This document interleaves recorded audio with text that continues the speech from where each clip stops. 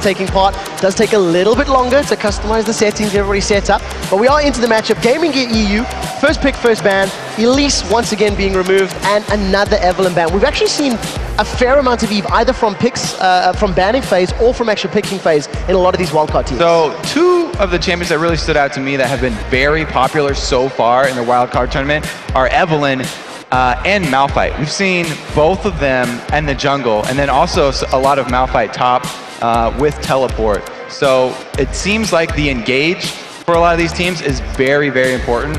Evelyn would be the one flanking around to the side and starting to come in from the back, whereas Malphite just comes straight up the middle, and he is still on the board here. Yeah, and we've actually seen first pick Malphites as well, which is a little, it kind of opens his, look, this is definitely where our fight's going to come from, but it's also, it's a fairly safe pick because you can build a lot of things around that. You can, you know, we've seen him in the jungle, we've seen him top lane, and we'll have to see what these teams decide to do. We've also seen a lot of Vayne bans across multiple teams. Nobody wants to give anybody that hyper carry. And the answer from Pain, just in the last game, looks so good. The Malphite plus Vi combination, if you're gonna counter Vayne, then you just take two divers and blow her up. You can see they would save their ultimates to both use them on Vayne, and even if they didn't land them, which actually happened a couple times, they were still able to get to that threat and eliminate her. Yeah, we also seen a Malphite Nocturne combo earlier. We'll see if they actually get locked in. The fact that Zach and Renekton sitting here leads me to believe it may be moving away from that one. But GamingGear.eu, a fairly safe pick. Zach arguably does everything Malphite does, but better. He's extremely strong champion right now. A lot of teams all over the world value him as a first pick, so it's no surprise there. He's very durable. He has a revive passive on top of all the healing that he does, and he does have that similar long-range engage to Malphite. Not quite as reliable because people can train themselves to look for that shadow, which will show up as soon as the elastic slingshot starts. But if you spend your whole game looking for a shadow under your feet, then you may miss out on something else. One of the things I do want to highlight about GamingGear locking in the Zac first, in the very first match of the day, they actually first picked Zac, and during the remake, during different picks and bans, they actually lost that away. It was denied by their opponents. So they put a lot of pressure and emphasis, and Deadly Brother himself was saying how important that pick is for them. Over on the other side, Renekton and Thresh locked in. Nothing crazy or exciting just yet. Yeah, so talking about, not showing your hand, those are also very versatile picks here. But to go with the Zac, they've picked Jarvan and Orianna. Orianna now has two options to get a good shockwave off. Most important part with her are those delivery systems that everyone talks about for the balls, and those are very good frontline options because Jarvan can just single target, jump on anyone he wants, and then the shockwave will suck them back into that cataclysm. So you can keep them stuck for even longer. But one thing we'll have to see how GamingGear wrap up their composition is what AD carry they're going to put in there, because you've got a fair amount of burst damage that from Orianna that can come down, but the rest of it is a little bit more sustained damage over time, whereas Renekton and Ahri a little bit more effective at getting damage down in a shorter space of time. Yeah, with the last two picks that they just locked in, they're looking for control. They aren't looking for one huge source of damage. They just have so much control over the battlefield right now. Adding Sona and Ashe is very similar to adding an Ashe Zyra lane, except for the fact that Sona can also be used a bit more offensively with the flash crescendos. So if they want a team fight, they will get a team fight. An Ashe arrow into a Zac or Jarvan follow-up initiation with a shockwave is a very potent combo. So Lyon right here, it's very good that they have their comfort picks, which are the Nautilus for Hacker V2 and the Ahri for the mid laner. Those are two very comfortable picks that they have used a lot, and they can actually use those to pick people out. So they're going to be looking much more to split and deal with GG sort of in different areas of the map instead of coming up to those 5 vs 5 outside of the depth charge from Lyon. Their sort of engagement is very much based on landing a charm or a hook or... So yeah, they got two hooks there. And that's really the only way they can pull it. What's it? Hook City, if I recall correctly, is what Elements coined that one as. But I mean, the onus is going to be on GamingGear to control the tempo of fights. And I imagine if they do get burst out, it's going to be that sort of favorable 5v4, 4v3, whatever situation that Lyon are going to be looking for. Yeah, so Lyon are going to be looking to get sort of the early start with their Caitlyn lane, putting immediate pressure onto turrets, and then by keeping the rest of Gaming Gear spread out, they're going to try and take advantage of that Ari and Nautilus potential to pick people off in the side lanes. To do that, their ward control is going to have to be up there in their priorities. They're going to have to get either an early oracles or spread out a lot of wards of their own so that they can then see where Gaming Gear place their wards. We'll have to keep very close eyes on the early games of this particular one. Lyon in particular, they came up against a heavy crowd control initiation combination earlier today when they played against Immunity, and unfortunately they came off the losing side of that matchup. But you learn more from losses than you do from victories, so we'll see how well they can handle this high utility, high crowd control composition that Gaming Gear has put together. Yeah, it seems like, they're going to have... We might even see Ari split pushing here in the late game because she is such a great duelist, and they really don't want to have to deal with all of that crowd control in an enclosed area. So the more they can spread it out, better for Lyon. Well, we are about to jump into the game right now. It is, of course, Gaming Gear taking on Lyon Gaming. That's Lithuania versus Mexico here in Cologne, Germany. Both of these teams desperate for a win, but Lyon significantly more hungry, as another loss could actually put them out of the tournament altogether. Right now, fairly defensive starts. We haven't seen too much crazy level 1 action. There has been a fair amount of Zyra in these games, and that'll dissuade you from any sort of pushes. Right now, Lyon moving towards the river. Yeah, with the amount of times that Jats talked about level 1 invades against the Zyra, I think he's had some fairly bad experiences walking into a bush and getting those grasping roots on him. As an Udio player, I imagine it's particularly more frustrating. Right now, the 5-man Lyon, they're pushing forward. They get themselves a fairly deep ward on the backside of that red buff of GamingGear.eu. That's obviously just going to let them know exactly as and when Alenia is moving through the jungle. Once he's picked up his red buff and he starts looking to set up some ganks. Now, with the early wards too, if you can get them deep enough, then you can also choose your lane matchups. Both teams right now seem to be just favoring the old natural start here, where we'll have the AD carry and support bottom. And in 310, that's a little bit more important because the early dragons are a bit easier to take, with the fact that the turrets up top are harder to answer with. Yeah, it's something that we definitely noticed during the course of Super Week in Europe at the very least, that the average first dragon timer dropped significantly lower. We were seeing teams challenge between like 8 and 11 minutes, where it used to be like 10 to 14 minutes.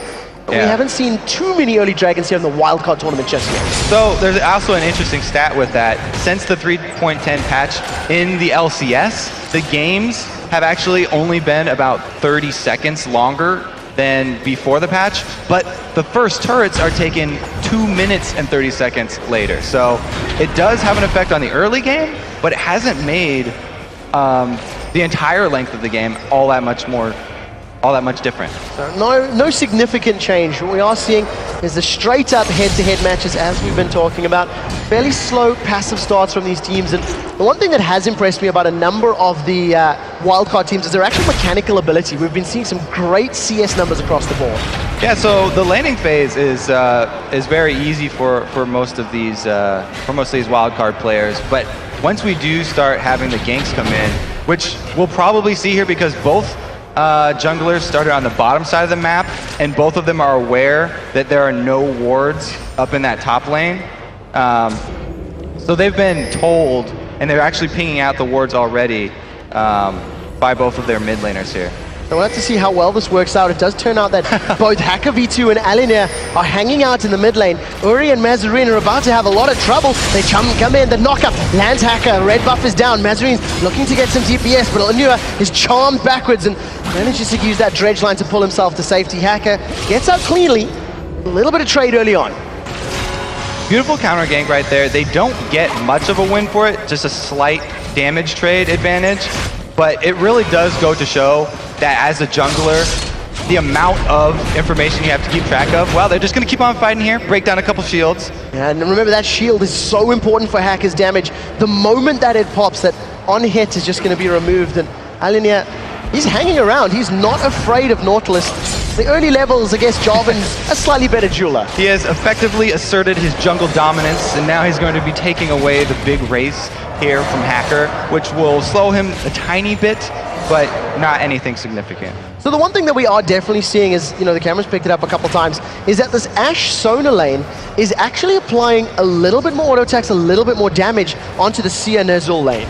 And they do have very good early poke, but a flash hook lands. So they pull Deadly Brother back. He's forced to flash away. The death sentence misses, but barrier's not going to be enough to save him just yet. The damage over time tick goes up. He actually gains with Ner'zhul's Ignite, getting the last tick of damage, and first blood on the board for Lyon Gaming. Love it when you see those Nautilus not hesitate to go with the risky flash hook and land it. He was rewarded with the risk that he took. Very good job by the rest of the team following up as well with the Thresh burning both the flash and Ignite, even though he missed the death sentence.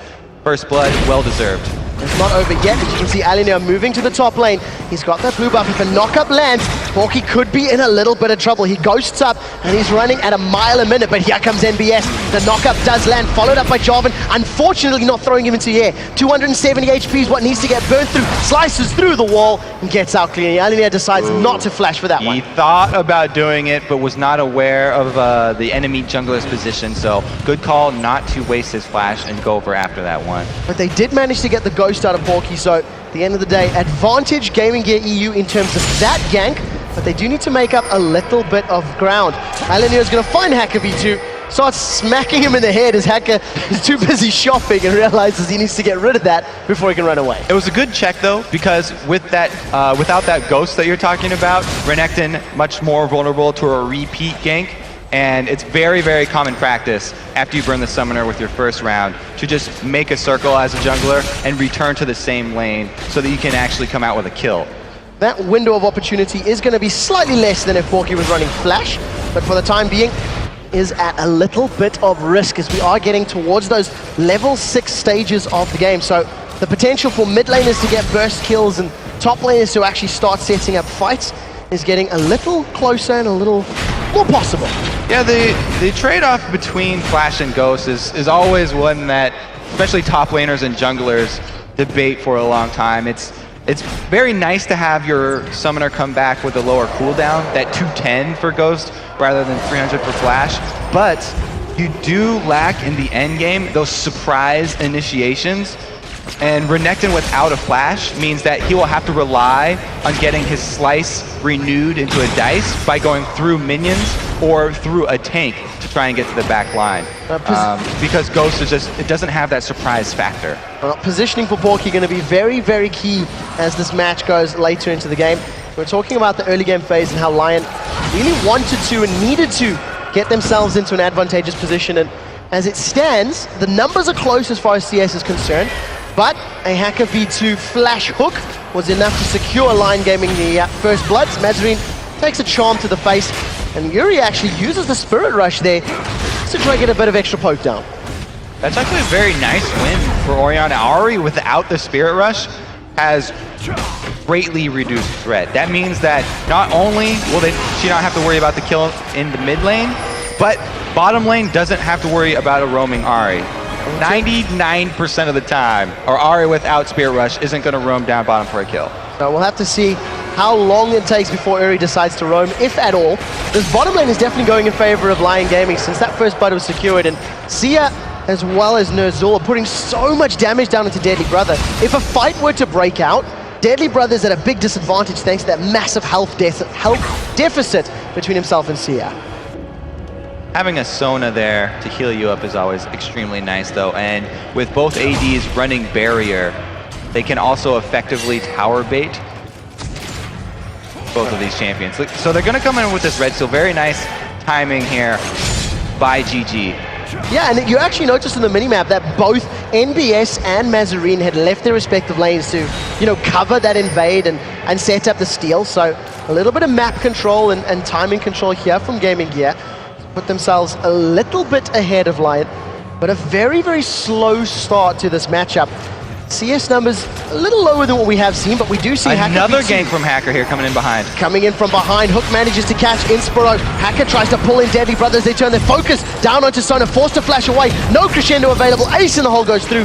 Not going to be enough.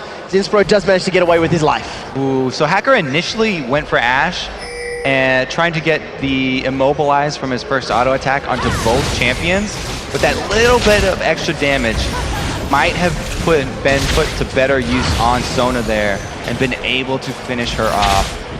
Needless to say, though, they got the flash out of Sona, and she is indeed extremely squishy at this moment. Yeah, a little bit of greed, maybe, thinking that Sia and Nuzul had enough damage to close off the kill on Inspiro, but nevertheless, once again, Summoner Spell down, and we've seen Hacker V2 not hesitate on those flash hooks before, so we might see him coming down. And the one thing is going to be a little more difficult now that both Deadly Brother and Inspiro have their Enchanted Crystal Arrow and their Crescendos available. So continuing to chase through all of that insanely hard CC is going to be significantly more difficult for Lyon Gaming. Yeah, we just saw there, Crystal Arrow, not only is it a good engage, but can be used to save the life of your support as a disengage.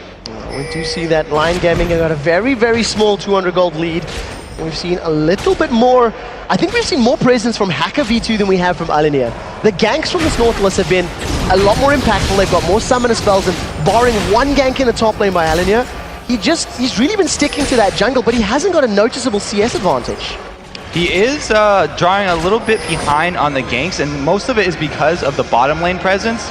As we see that, though, they're trying to remedy the situation with pink wards. It's just a little bit mistimed here as bottom lane is recalling. And they even ping back Nautilus because they suspect that there is a counter gank in the area. We'll have to see if this works out for Lyon Gaming. They're sort of aware of it. They've got the information to work with, and it looks like they're currently baiting GamingGear.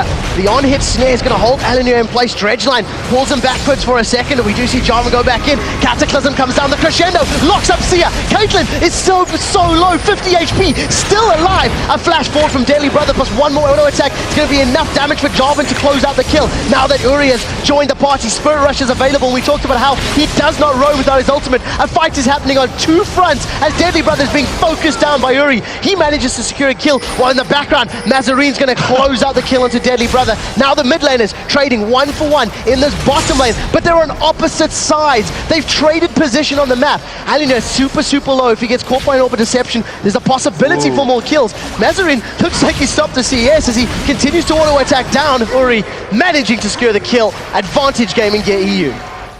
Lyon bit off a little bit more than they could chew in that one. They set up that counter gank we were talking about, waiting for Jarvan, and they decided to try and focus him, but they're focusing the Jarvan, whereas GG are focusing the Caitlyn here. And the AD carry going to go down much quicker. Great Sona crescendo right there to follow that one up. And they are actually able to even get Jarvan out alive because of the flash.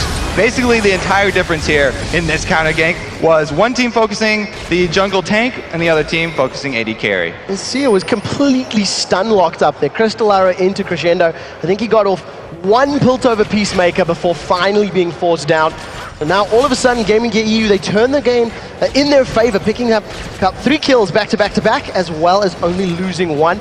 2 of those kills landed in Oriana's lap as well. So Mazarine at the moment, he's got a CS advantage, he's got a Haunting Guys completed, and he's really going to be scary. Yeah, so that was the difference between running one of these control-heavy duo lanes as opposed to the attack damage-heavy ones. Yes, Caitlyn does have the slight CS advantage, but when you want to set up a gank in the bottom lane, GamingGear are going to have the huge advantage there. As we saw, the chaining CCs, Crystal Arrow into a flash crescendo, extremely powerful.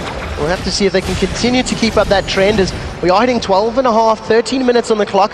Dragon has not even been looked at by either of these teams, and you have to feel that in the not too distant future, surely somebody's going to start thinking about it. Lyon have got some good vision, and we'll have to see what they decide. Well, it's going to depend a lot on how these fights down bottom turn out. If one team comes out significantly ahead, then we'll see it. Another arrow into flash crescendo. That's a 3-man knocker from Alinea as he joins the party. Cataclysm slam dunks Sia into a pancake on the floor. Deadly Brother is finally going to go down. Now it's support and jungler versus support and jungler, but it looks like GamingGear.eu come out in an advantageous here. 2 kills for 1, but it looked fairly close. It was, again, just locking the Caitlyn up. She has no cleanse, so there's no answer for a almost point-blank arrow there, you know, about half a screen. Pretty easy to land the very close-range arrows, and that's all that you need to be able to set up the flash crescendos. So they can easily change that one up, and they take out the Caitlyn first. I was just about to talk about the Dragon, though. They're going to need more than a 2-for-1 for either of these teams to actually have the confidence to tank the Dragon at this stage in the game, and that wasn't quite enough for Gaming Gear to actually decide and go for it. A clean fight with multiple kills is basically the modus operandi for either of these teams if they want to get towards that dragon. And one thing is that as far as damage is concerned, Sia has a big advantage, a BF sword as well as that cloak of agility already completed, whereas on the other side, Ash is sitting with just that pickaxe in his back pocket. It's quite interesting to see how both of these teams are so heavily focused on shutting down their opponent's AD carry. You see Porky is about to run into a little bit of trouble from Lyon. Knockup does come in, red buff slow is there. We do see the stretching strike from MBS slowing him down further. Dominus gets thrown out. He still has Ghost, so he should be okay here. He does manage to ghost away. The least exciting gank I think we've seen in a long time. They were able to finally get the Ghost out of him though. He was holding onto it, seeing if he would be able to escape without having to burn that cooldown. And by actually making him pop that, they open up the opportunity for a repeat gank here. And it does look like the repeat is in place. A flash into Let's Bounce. Now Porky has no ultimate, no ghost available. Down to 350 HP. Knockup's going to close it out. Lyon goes 303. Lyon thinking about a dragon. Again, that's the circle that I just talked about where most junglers will put very immediate repeat ganks on the exact same area. Ash Arrow used defensively this time. Deadly Brother gets hooked in, he's pulled backwards. A brilliant flay coming out of Ner'zhul, throws Inspiro and Deadly Brother into the path of damage. Barrier comes out and that's going to be enough to keep Deadly Brother alive for the time being. Ace in the hole gets body blocked by Inspiro. No summoners left for this duo lane down bottom on Gaming Gear now. That was a very successful gank. But the fact that they don't have their Renekton up top means they are going to lose out on a lot of turret damage in the top lane while they go for the dragon. So Lyon Gaming, they finally managed to set up that, superior gank in that team fight. Even though it didn't result in kills, it does allow them to pick up the dragon. Zach actually backed off from that top lane. Yeah, so even though this was the least successful gank down bottom, they didn't get any kills. They were able to burn the summoners and force the duo lane out. And since they just saw Jarvan top getting that kill on Porky, they knew that there was no way Jarvan was going to come in for that smite steal. So very good map awareness here from Lyon. And they're able to capitalize on it not only with the dragon, but also the bottom turret. So it's something that's going to at least balance out the gold values for Lyon Gaming, as they were about 2,500, 3,000 gold behind before the dragon and before that tower has been secured. But with the first two global objectives in their back pocket, they're definitely going to be feeling a little bit more confident. However, Porky finds himself between a flubbery spot, a Jarvan and an Orianna. We'll see whether he's going to slice and dice over the wall, but he's been cut off. This is a trifecta here from GamingGear.eu. The slice went through, the dice follows. Knockup comes down from Lyon, the knockup from NBS, not managing to land, but this has quickly turned into a massive fight. Let's Bounce goes down. Nautilus is the first target. He manages to flash away to safety. Lyon forced to escape. Hex Drinker Spell Shield was popped. That kept him alive. The Ash Arrow lands onto Uri. He's going to get knocked up and just deleted from the mid lane. They spent so much time setting up that triangle to try and collapse onto Porky. I thought that it was going to be all for naught, but they're able to capitalize on that because Nautilus decides to go in with very low health as well. That was a nice shockwave on both of those targets, and only one of them was able to get out. The Ash Arrow from down bottom was just icing on the cake right there. Very nice shot from Deadly Brother. Incredibly cold icing on the cake, one might say. We do see GamingGear.eu, they even up the towers 1-to-1. They extend that gold lead back to 2,500 as it was a couple minutes ago. And it just feels like if GamingGear.eu feel like they can pick up fights and pick up kills, they're able to do it a little bit more effectively than that of Lyon Gaming right now. Well, because that dragon was taken off the table by Lyon utilizing the timing of the Jarvan gank top, and they're forcing the duo lane of Gaming Gear out bottom, that objective that Gaming Gear could use to force this giant AoE team fight that they're looking for is going to be delayed another 6 minutes, and it's actually opened up a window here for Lyon to take advantage of the spread out nature of the map. Well, we'll have to see how these teams respond and if they want to, really press the advantage and move down the lanes, because as it stands, it does look like the lanes are still sticking for the most part where they have been all game. Ner'zhul has got a tiny cameo in this mid lane, and it does look like Sia is also going to be moving down. So Lyon may be signaling their intentions. The mid tower might be the next point of call, the next focus for the Mexicans. Yeah, and the mid tower for Lyon is the one that's extremely low here. We do have Hacker getting caught out in the river once again, but there's so many members from Lyon here to answer. It's actually... And Mazarine just gets popped. Yeah, it's actually Orianna that's in trouble. Another arrow does hit, but nobody's in the air to capitalize. Yeah, a little bit late on that arrow from Deadly Brother. Threw it out maybe as the fight started, but you know, Gaming Gear a little too spread, and all of a sudden, Lyon Gaming with the numbers advantage jump on the mid tower. And that was all brought about by the great warding of Lyon. Crescendo locks up every single member of Lyon Gaming, but it's a 3 versus 5 at best. Finally, Deadly Brothers joined the party. First kill secured in favor of Sia and Lyon Gaming. They pick up a second on the board to close the kill gap. Now NBS is way behind enemy lines. He's taking on 4 members of Lyon Gaming as Deadly Brothers spamming out the volley from the backside. Thresh, be careful! Sell the vision. Now we see Thresh gets taken down by the volley and auto attacks as they turn their focus to Deadly Brother, pop the final blobule, whatever you want to call him, and a great fight for Lyon Gaming. So all members of Lyon were extremely low right there. Somebody was going to have to go down to Ashe to be able to sacrifice themselves to get those 2 extra kills. And it happened to be Thresh, just walking right into auto attack range. Now, if we look at it from the beginning, remember, this is already after Orianna's dead. So it's a 4-on-5 engage from Gaming Gear. And though it was a nice crescendo, it wasn't enough because they didn't have their mid lane power here. And Lyon were able to even take a few tower hits during this. Now let's watch again. Who's going to be the focus of Ashe here? Because either Renekton or Thresh could go down, but Thresh is actually on the front lines. It only takes 1 auto attack to take him out. Very noble sacrifice, though, as it nets them 2 kills in response. Yeah, exactly what Lyon Gaming needed to get themselves back into this matchup. They were falling a little bit further behind in gold, but the one thing is they didn't get the tower. And let's go back to the thing that started all of that was the Orianna walking into the river to try and catch Hacker. They thought they were going to pull off another one of those pincer ganks, but because of the amazing early warding of Lyon that we talked about in Champion Select, they were actually able to not only pull off a pick, but a very good trap there that was able to bait in Gaming Gear, which basically ended in a very delayed ace. What you can see on the bottom of on the bottom right-hand corner of the screen is all of those wards littered across the map for Lyon Gaming, trying to emulate a Christmas tree, as it were. There's so much vision down as Alinya, he once again wants to come and play with Porky. Now, Porky's been able to get away from most of the ganks. We'll see if he can do it this time around. Dominus once again. Ghost is not available as he gets knocked into the air by Jarvan, and Zac gets locked in with a Cataclysm. There's a lot of HP and magic resistance to get through, and Porky is able to just slice and dice away. That Spirit Visage is such a popular top lane item, and you can see right there, because it adds exactly every stat that most of these top laners are looking for. When he's going up against a magic damage champion like Zac, then the magic resistance is perfect for his laning phase, and he actually heals a lot from his Q and his empowered Q during laning phase as well, so the extra 20% helps there.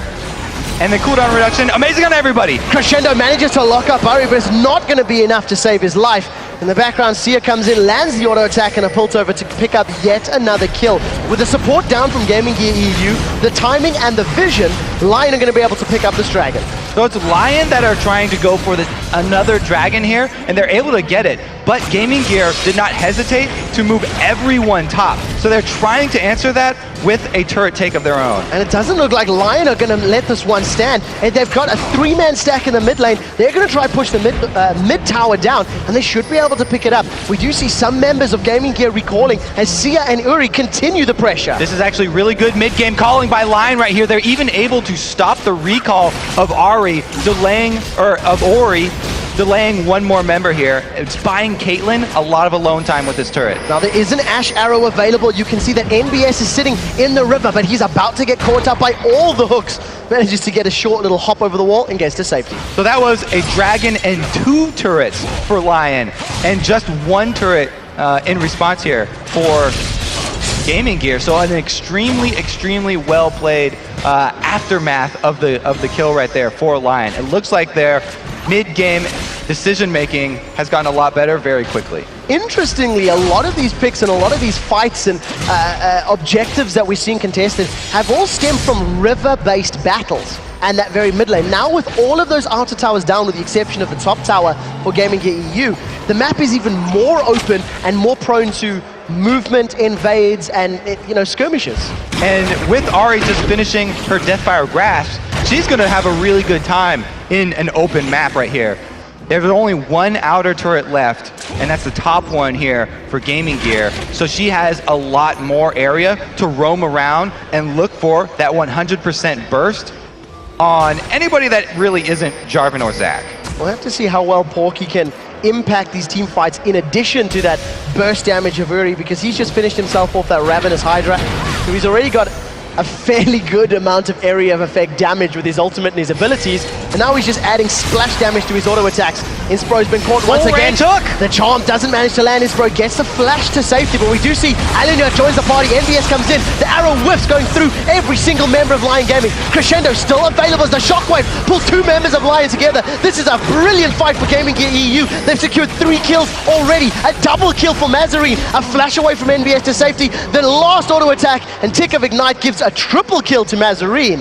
And they didn't even use Crescendo. That's the danger of fighting in these enclosed areas against this control squad that Gaming Gear have picked off. It was Ner'Zhul overextending a little bit, trying to engage right there with half health. Yes, he landed a very good hook onto Sona, but it put him in a compromising situation, and they were able to take him out almost before that even started.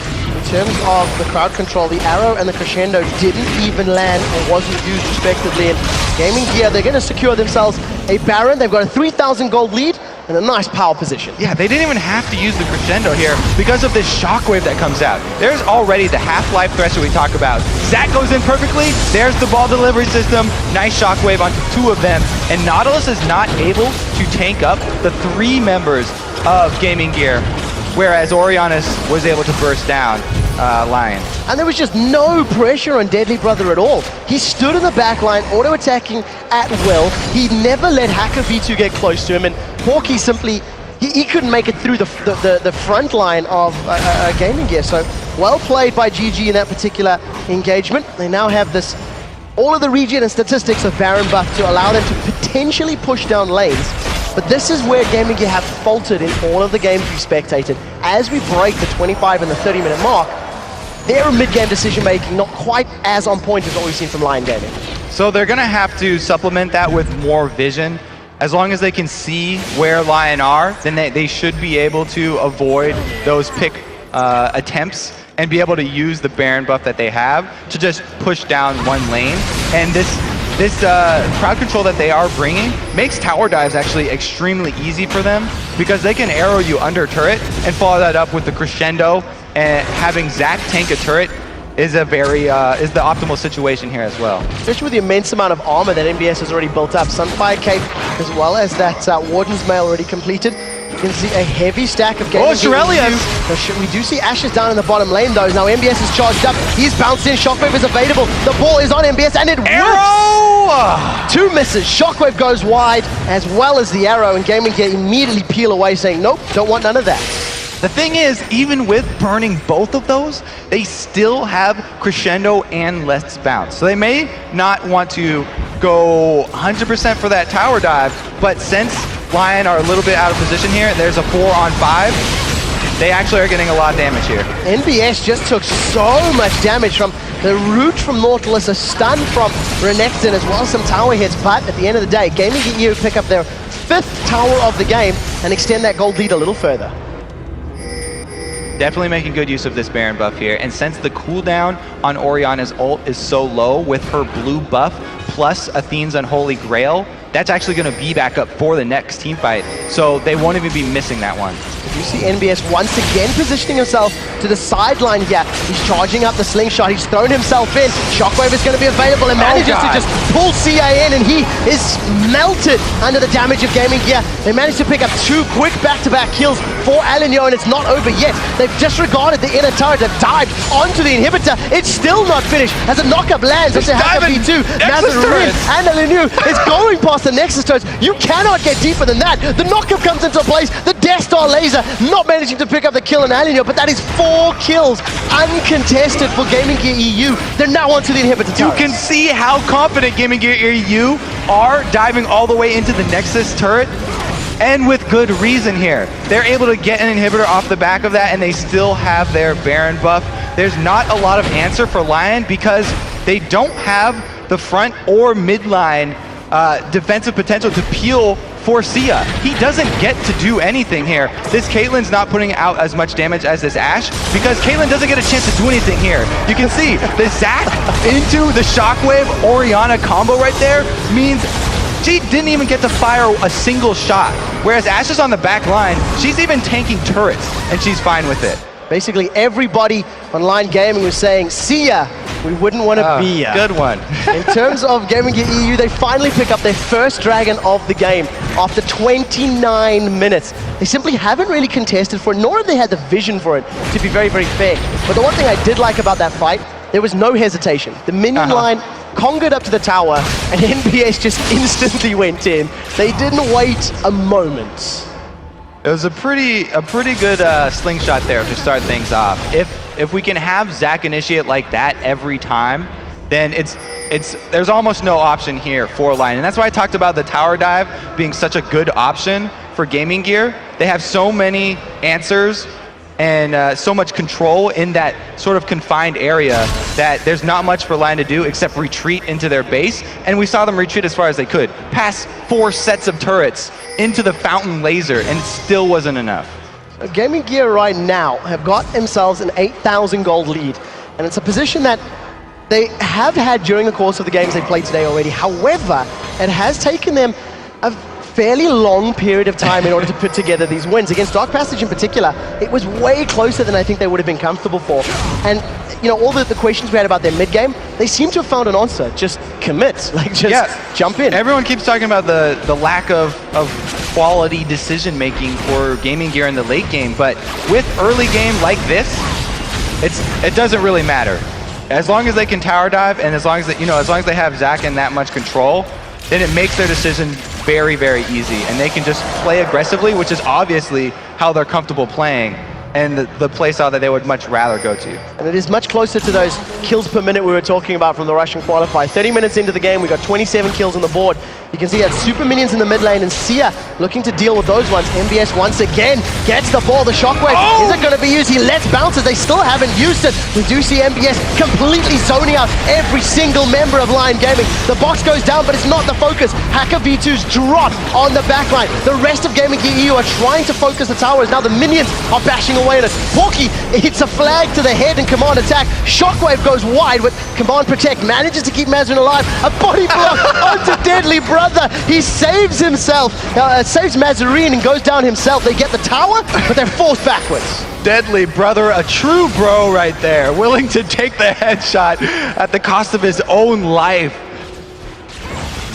He's face bombing. He was face bombing. Okay, so wasn't quite sure he was going to go down with that. I don't think it was an intentional death, but at the end of the day, GamingGear.eu, they only lost 1. They got 2 kills. They got themselves their 8th tower of the game. And with super minions and those additional HP minions in the other lanes, you have to feel it's just a matter of time until GamingGear.eu stack up as a 5-man and try to end this game. Yeah, they pretty much just did that, and they'll have no problems returning because although it wasn't as clean as they would want, you know, they used their Zac initiate on Ahri and even almost ended up taking out Ahri, which is one of the most slippery champions in the game. They also still got another inhibitor turret, so there are 2 exposed inhibitors here, and they still have control of the map. But with Baron respawning, Gaming Gear are now going to turn their attention to pick up their 2nd Baron of the game. We talk about those naked inhibitors. They haven't respawned in the mid lane just yet. We do see Alenio is single-handedly forcing away Hacker V2. What a Hacker flashes over the wall. Baron is still up. Who's going to pick it up? It manages to get taken. Lyon secured that one. Now they have lost their jungler in reply, but the Baron was picked up. And this is how Gaming Gear managed to win a match earlier in the day. What a play from Hacker right there. Not only does he flash to escape the Cataclysm, get over the wall, but he's also into Baron and steals Baron by himself. Beautiful play for Lyon, but they're going to need more than that to hang on here. Because like we said, 2 exposed inhibitors means they don't have a tower to fight with, and they're down a man because Nautilus has 15 more seconds left to respawn. But we do. Gaming Gear managed to secure the top lane tower. Middle inhibitor should be respawning very, very soon.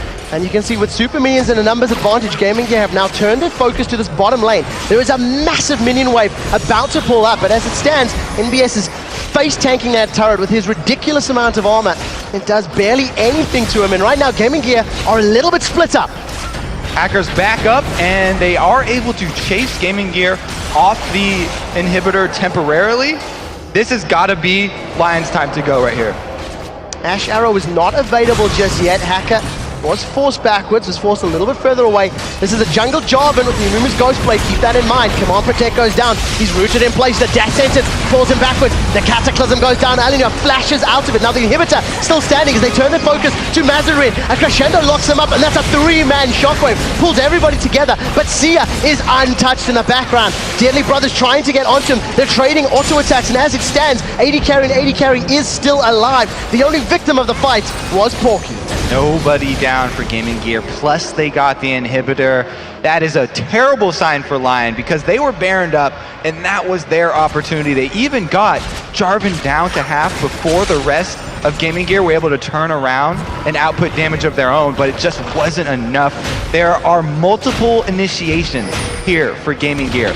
Even if they're delayed on the first arrow and crescendo, they still have the shockwave and less bounce, which are two amazing combos that they've been able to space out and control team fights for more than like 15 to 20 seconds. Yeah, the communication in terms of stacking those abilities has been very, very good for GamingGear.eu. And I want to talk to you about something that we've seen Mazarin doing again. He's picked himself up another Liandry's Torment on his Orianna.